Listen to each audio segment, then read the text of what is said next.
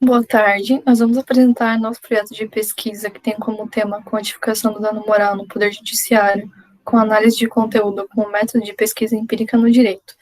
O trabalho é composto pelas acadêmicas Laura, Ana, Letícia e Luana, e a nossa professora orientadora, a professora Priscila.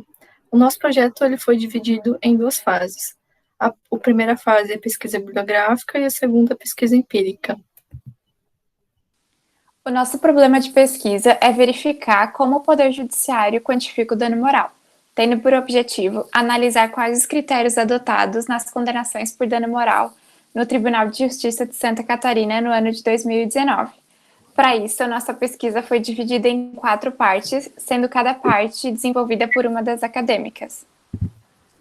Na presente pesquisa, foram estudadas as 3 dimensões que Fachin apresenta em seu livro, Direito Civil, Sentidos, Transformações e Fim.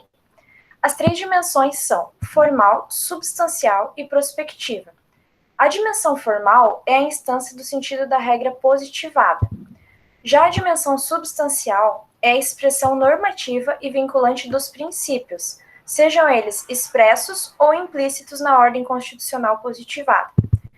E a dimensão prospectiva, ela se une às dimensões substancial e formal, alicerçada na função integrativa da hermenêutica. Ela busca tentar entender o que se passa à volta, na realidade, e não apenas nas fontes escritas pelo conhecimento formal. A partir da análise dessas 3 dimensões de Fachin, foram estudados os conceitos de dano moral e os seus critérios de quantificação na lei, na doutrina e nas jurisprudências, sendo encontrados 4 critérios de quantificação do dano moral: a capacidade econômica das partes, a gravidade do dano, o grau da culpa e o critério pedagógico punitivo. Nós analisamos todos os julgados do Tribunal de Justiça de Santa Catarina do período de janeiro a dezembro de 2019 e nós encontramos 49 decisões sobre esse tema. E agora a gente vai falar um pouquinho mais sobre cada um desses critérios que a gente acabou de citar. O primeiro critério é a capacidade econômica das partes, que serve para avaliar a capacidade econômica do causador do dano, para que assim a gente possa apurar o quanto indenizatório, que vai servir para cumprir as funções punitivas. Esse valor ele não pode ser irrisório em comparação à capacidade econômica do agente lesante, pois senão não vai haver a devida punição e não vai haver o desestímulo da conduta. No que tange à capacidade econômica da vítima, o juiz ele não pode estabelecer um quanto indenizatório muito alto, porque senão pode resultar no enriquecimento ilícito da vítima. Assim como esse valor não pode ser muito alto, porque senão vai causar a ruína do ofensor. O segundo critério é a gravidade do dano. À luz da doutrina, a aplicação e a análise do critério da gravidade do dano durante a quantificação do dano moral é essencial. A doutrina entende que o dano moral ele deve manter a proporcionalidade com a intensidade da lesão. Da mesma forma, o Código Civil estabelece que a indenização será medida pela extensão do dano. Dessa forma, percebe-se que a análise e a aplicação da gravidade do dano é um critério importantíssimo para a correta fixação do dano moral, em conjunto com os outros critérios que estão sendo apresentados. A hipótese desse tópico de pesquisa, referente à aplicação ou não do critério da gravidade do dano pelo Poder Judiciário, defende que o Poder Judiciário, sim, utiliza da análise desse critério para quantificar o dano moral.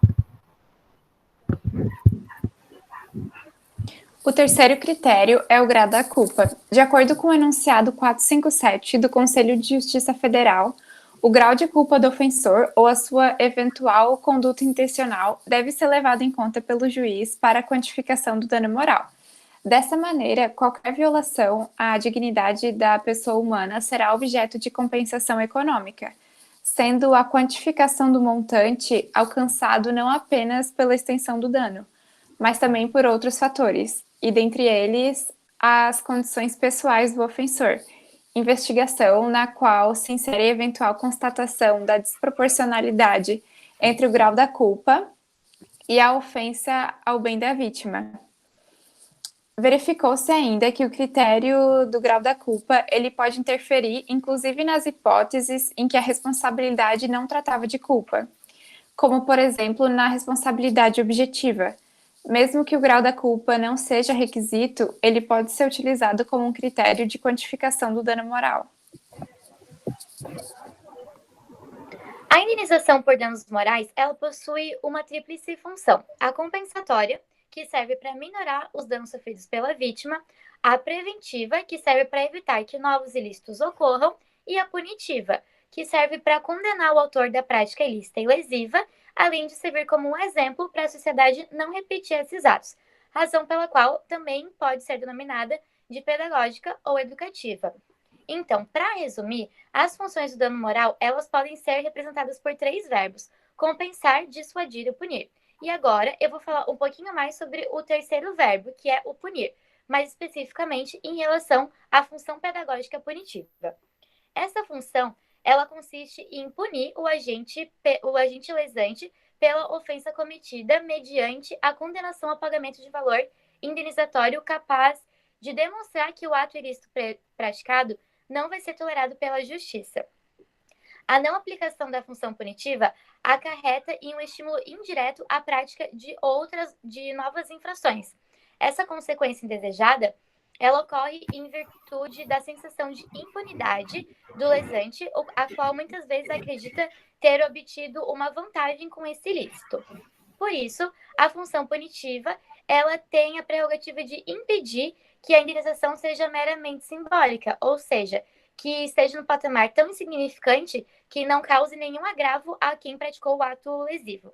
Então, por essa razão, a indenização, ela precisa ser um valor considerável, para que, de fato, o lesante também seja lesado e para que ele não cometa o mesmo erro, além de servir como exemplo para que outras pessoas não cometam esse mesmo erro. Os nossos resultados da pesquisa demonstra que dos 49 julgados, 35 utilizaram a capacidade econômica da vítima, que resultou em 71,4%, e 37 utilizaram a capacidade econômica do ofensor, que resultou em 75,5%. Quanto à gravidade do dano, após a análise de 49 julgados do Tribunal de Justiça de Santa Catarina, 35 utilizaram a gravidade e extensão do dano como parâmetro, resultando em 73,4%. Em relação ao grau da culpa, verificou-se que o Poder Judiciário utiliza o grau da culpa na quantificação do dano moral, sendo que das 49 decisões analisadas, em 33 ele utilizou o grau da culpa, o que resultou em 67,3% das decisões. Em relação ao critério pedagógico punitivo, dentre os 49 julgados, 33 abordaram essa função em suas decisões, trazendo em porcentagem fica um aproximado de 67%, ou seja, mais da metade das decisões utiliza esse critério, razão pela qual provou, então, que essa função é de extrema importância para proferir decisões mais justas. Em relação às nossas considerações finais, após a gente analisar todos os julgados do Tribunal de Justiça do Rio Grande de Santa Catarina no ano de 2019, e utilizando como base os critérios que a doutrina estabelece para reconhecer o dano moral, ou seja, a capacidade econômica das partes, a gravidade do dano, o grau da culpa e o critério pedagógico punitivo, a gente concluiu que a hipótese foi confirmada. É possível, sim, afirmar que para caracterizar o dano moral, a jurisprudência utiliza a tríplice lei, princípios e doutrina, em que a lei é a dimensão formal, os princípios é a dimensão substancial e a doutrina a dimensão prospectiva. Então, nós concluímos que a teoria do Fachin ela está correta. Muito obrigada pela atenção de todos.